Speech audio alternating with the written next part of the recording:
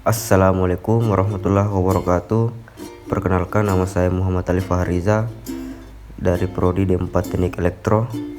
Di sini saya akan mencoba memaparkan hasil kerja saya, yaitu pembangkit listrik tenaga mikrohidro. Baik, kita masuk di definisi dari pembangkit listrik tenaga mikro itu sendiri. Di sini pembangkit listrik berskala kecil atau kurang dari 100 kW yang memanfaatkan tenaga aliran air sebagai sumber penghasil energi. PLTMH termasuk sumber energi terbarukan dan layak disebut clean energy karena ramah lingkungan.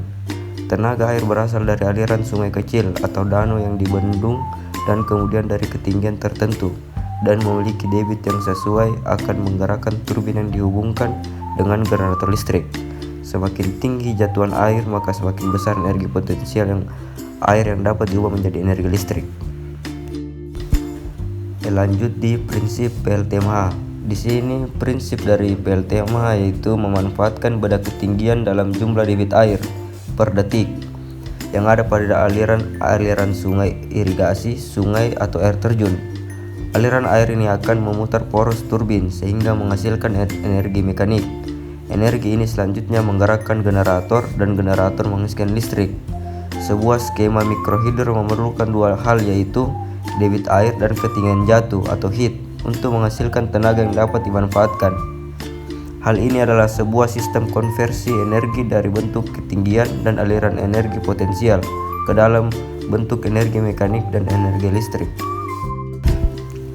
Lanjut di keuntungan PLTMH itu sendiri. Yang pertama, cukup murah karena menggunakan energi alam. Kedua, memiliki konstruksi yang sederhana dan dapat dioperasikan di daerah terpencil. Ketiga, tidak menimbulkan pencemaran pada lingkungan. 4, dapat dipadukan dengan program lainnya seperti irigasi dan perikanan. Yang terakhir, dapat mendorong masyarakat agar dapat menjaga kelestarian hutan sehingga ketersediaan air terjamin. Debit aliran air. Debit aliran air adalah laju aliran air dalam bentuk volume air yang melewati suatu penampang melintang sungai per satuan waktu. Sistem satuan SI besarnya debit dinyatakan dalam satuan meter kubik per detik. Dalam laporan-laporan teknis, debit biasanya ditunjukkan dalam bentuk hidrograf aliran. Pengukuran debit aliran dapat dilakukan dengan mengukur waktu tempuh pelampung untuk panjang atau jarak tertentu yang ditemukan. Dari besaran, jarak, dan waktu dapat dihitung kecepatan air. Karena pelampung hanya mengukur kecepatan pada pengukuran air, diperlukan modifikasi. Nah, PLTMH skala kecil sangat tergantung dengan ketersediaan air dan kondisi alam sekitar.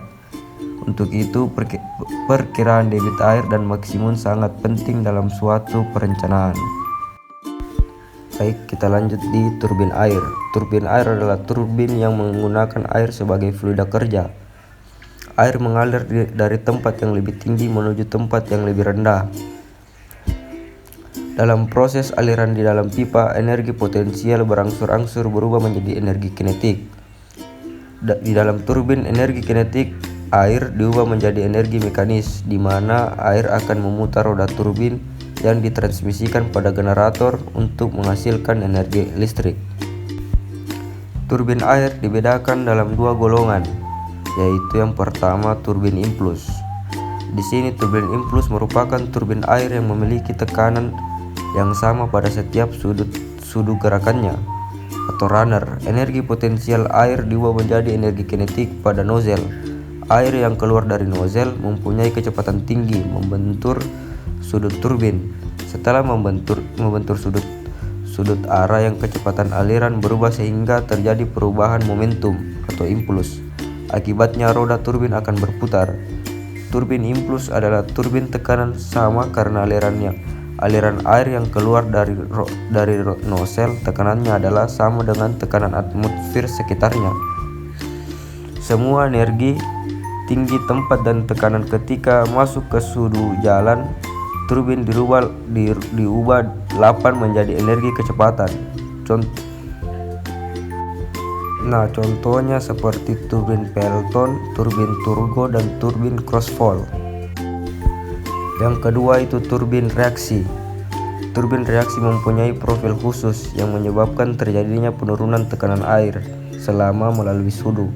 Perbedaan tekanan ini memberikan gaya pada sudu sehingga runner dapat berputar. Turbin yang bekerja berdasarkan prinsip ini dikelompokkan sebagai turbin reaksi. Runner turbin reaksi sepenuhnya tercelup dalam air dan berada dalam rumah turbin. Turbin reaksi bekerja dengan cara penggerak turbin air secara langsung mengubah energi kinetik juga energi tekanan secara bersamaan menjadi energi mekanik. Contohnya seperti turbin Francis dan turbin Kaplan. Baik, kita lanjut di pompa. Pompa adalah mesin atau peralatan mekanis yang digunakan untuk menaikkan fluida dari daratan rendah ke dataran tinggi, atau untuk mengalirkan fluida dari daerah bertekanan rendah ke daerah yang bertekanan tinggi.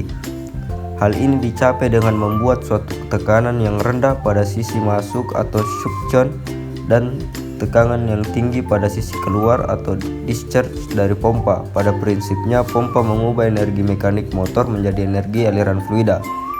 Energi yang diterima oleh fluida akan digunakan untuk menaikkan tekanan dan mengatasi tahanan-tahanan yang terdapat pada saluran yang dilalui. Yang terakhir yaitu generator. Generator merupakan alat untuk merubah energi mekanik menjadi energi listrik. Energi listrik yang dihasilkan melalui adanya medan magnet yang diputar melalui rotor dan akan menimbulkan medan magnet yang ditimbulkan di sisi stator. Kemudian medan magnet yang terjadi di stator dengan pola-pola tertentu akan menimbulkan arus listrik yang mengalir di kumparan stator yang dialirkan melalui saluran transmisi sebagai arus listrik. Semakin besar putaran generator, maka semakin besar energi listrik yang didapat dan semakin besar energi kinetis yang diperlukan untuk memutarnya.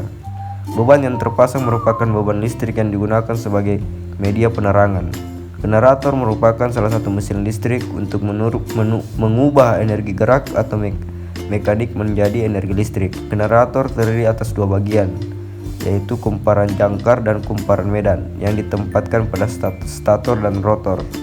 Stator merupakan bagian yang diam, sedangkan rotor merupakan bagian yang bergerak.